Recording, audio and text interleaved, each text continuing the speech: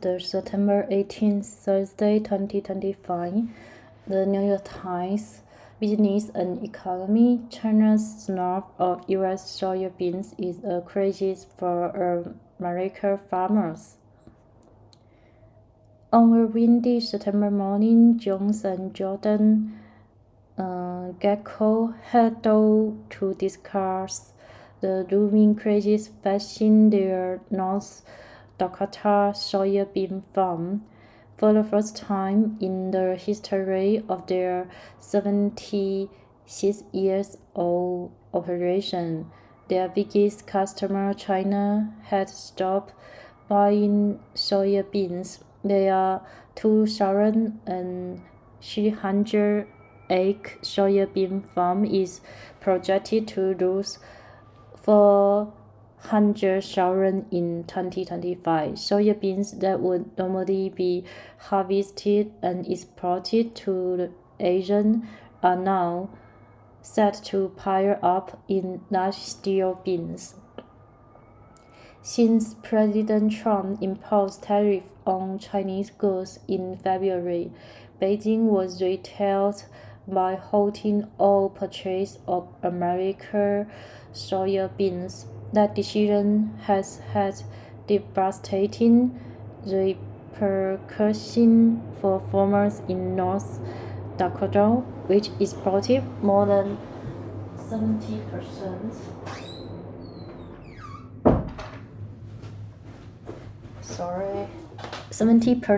of its soybeans to China before Trump unveiled the new tariff this year. Unless China agreed to restart its purchase as part of a trade deal, farmers that depend on the Chinese market will be facing steep droughts that could fuel farm bankruptcy and farm forced closures around the United States. China's reluctance to purchase American soybeans and other agricultural products is expected to be a central topic as top officials from the United States and China meet for another round of economic negotiations in Spain this week.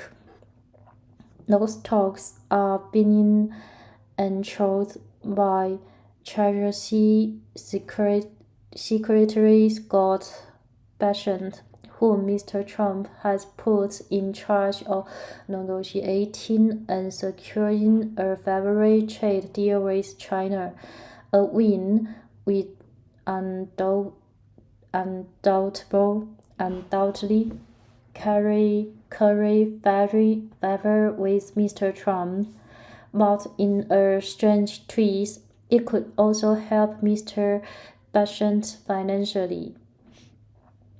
The Treasury Secretary warns us of North Dakota farm them was up to $25 million. The properties grow soybeans and corn in a state that exports most of its agricultural products to China. The investment have earned Mr. Bessent as much as $1 million in rental income annually, according to his financial disclosure filings.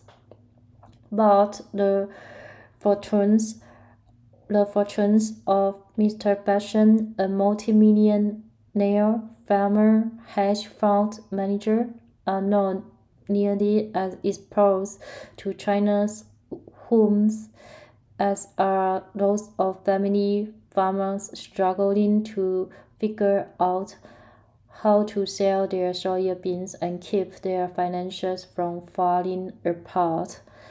To farmers in North Dakota, the force of high interest rates, high input costs, and falling prices are reminiscent of the 1980s farm crisis, which hobbled U.S. agricultural for nearly a decade and hollowed out much of rural America. The stress level is much higher now than it was then, Jordan Gaggle, 44, said in an interview. If we keep this going for very long, then we are going to see the kind of foreclosures that were happening. Standing before a field of soybeans a few weeks away from harvest, he added, all is unnecessary. The U.S. was not forced into this by anybody. An American soybean slump.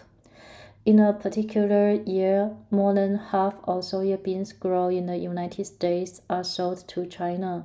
That includes around 70% of North Dakota soybeans, which are routed by train to ports in the Pacific Northwest and then shipped to Asia.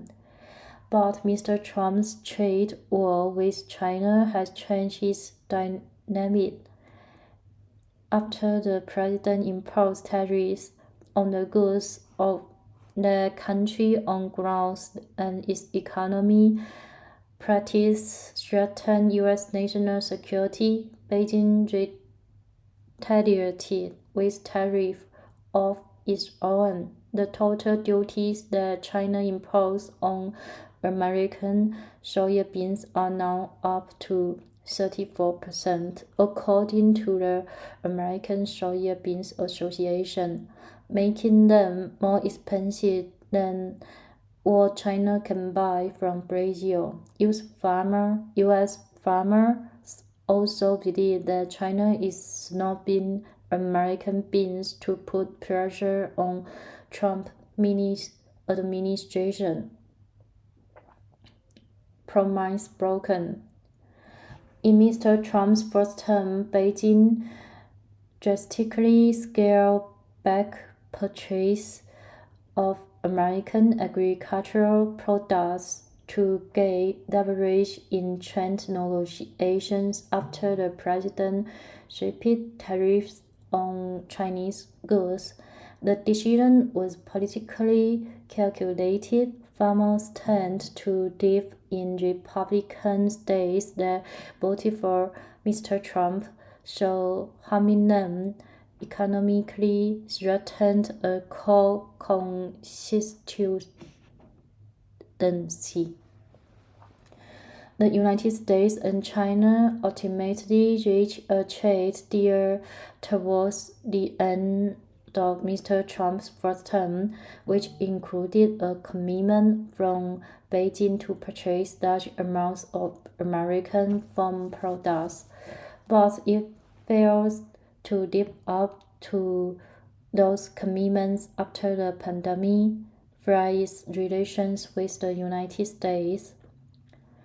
When Mr. Trump started his second term, his top economy officials promised to protect America's farming industry as they embarked on tariff fights with China and other nations. In August, Mr. Trump called publicity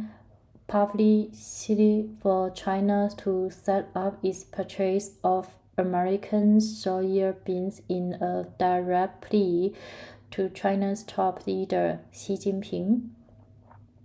Our grape farmers produce the most rubber soybeans, Mr. Trump wrote on Truth Social, urging China to quadruple its orders.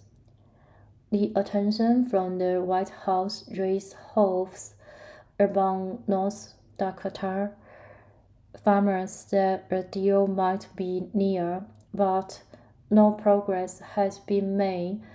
With soybeans harvest season just weeks away, then once the situation is getting dire, I feel like we are out of time, said Justin Shacklock, 37, a farmer from Denji, ND.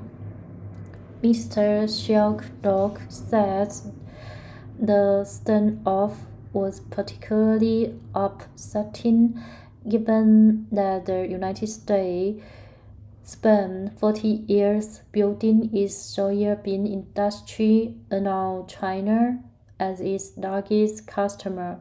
Are we going to lose a generation of farmers because of the trade war? I think that's what we are fast approaching. White House officials have been considering rolling out federal aid to keep farmers afloat like they did during the 2019 trade war. The top US and Chinese negotiations have been meeting regularly this year after Mr. Trump increased tariffs on China imports to 145%. An agreement in May reduced those to 30%, but the two sides remain from far apart on other areas such as intellectual property theft, export control on sensitive American products such as microchips, and access to the Chinese market. What you are seeing with China is them obviously trying to flex their muscles in a way which backs us down, said Peter Navarro, the White House trade advisor. We understand what they are doing. Negotiations with them are ongoing.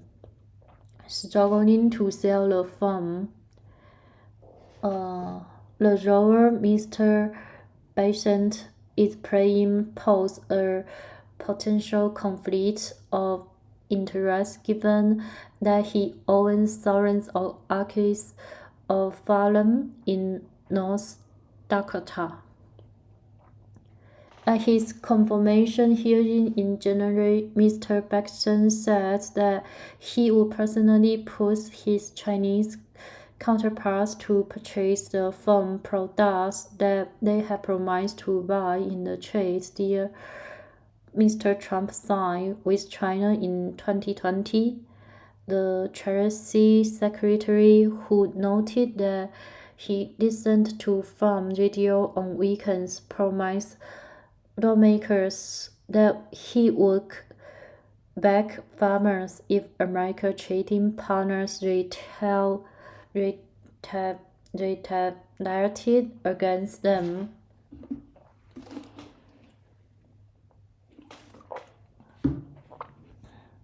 Mr. Besant was supposed to sell his farmland this year as part of a government actions agreement that requires top officials to divest from assets if their federal work could directly influence the asset value. The Office of the Government Actions said last month that Mr. Besant failed to fully comply with an agreement that requires him to divest his financial assets. In a letter to the Senate Financial Committee, Dara Christopher, the Acting Office Deputy Director of Compliance, added that it was Mr. Besant's personal responsibility to avoid taking any action that could create a real or apparent conflict of interest with regard to his holdings. After receiving the warnings, Mr. Besant pledged to fully comply with his actions agreements by December 15. The Treasury Department had no comment on whether Mr. Besant was recusing himself for certain aspects of the China trade talks. A spokesman said that he was in the final stage of selling the farmland in question. Land broker and auctioneers in North Dakota says they were unaware that Mr. Besant was trying to sell his property, although it is possible that he is trying to do so privately. The feasibility of selling that much land in a short time can depend on various factors, including the type of rental contracts Mr. Besant has on his farms, who operates the land, the labor market, and whether families farmers can afford to buy. China's shunning of American soybeans is most likely making it harder for Mr. Besant to unload his farms. Although farmland price in North Dakota has been rising by more than 10% annually this decade, high interest rates and falling soybean and corn price mean that land values are expected to flatten or fall. If I were a seller, I would want to get it on the market sooner rather than later. The Steve Johnson, owner of Johnson Action and Realty in Fargo, the Chinese are buying the soybeans. A Snub soybean supply chain. The loss of business from China is creating disruptions across the soybean supply chain, which includes grain elevators, crushers, and trains that transport them across the country. Unless a deal is reached, American soybean farmers will be forced to store the soybean that they harvest to avoid having to sell them at a huge loss. They are already scrambling to find extra storage such as white plastic bags or spare bins where the soybeans can be preserved until the market corrects itself. As other companies which operate large grain elevators in North Dakota, KV Karen is working quickly to build more temporary storage to hold up to 7 million bushels of soybeans that will sit on asphalt paths and be protected by tarps. He also expects to accelerate exporting corn to other countries to make more storage place for soybeans. If no deal is reached with China, U.S. soybean exporters will have to lower price and hope that other countries will be enticed to buy them. There is no replacement in the market for China, Mr. Carroll said. China has now closed the doors to buying American soybeans in recent weeks. China's officials have visited Washington and North Dakota to discuss the possibility of future purchase. Bill Wilson, a professor of agribusiness and applied economics at North Dakota State University, said that China would prefer that agriculture trade with the United States be unrestricted as possible so that it can have access to American soybeans in the event of the dock workers' strike or other disruption that interferes with its supplies in Brazil. But China appears unlikely to let go its leverage over American farmers, and it may not be easy for them to recover. I have never seen as as monumental a disruption in agriculture as we are experiencing now, said Mr. Wilson, who has been teaching at the university for 40 years. They are turbulent times. Thanks for listening. Enjoy your life. See you.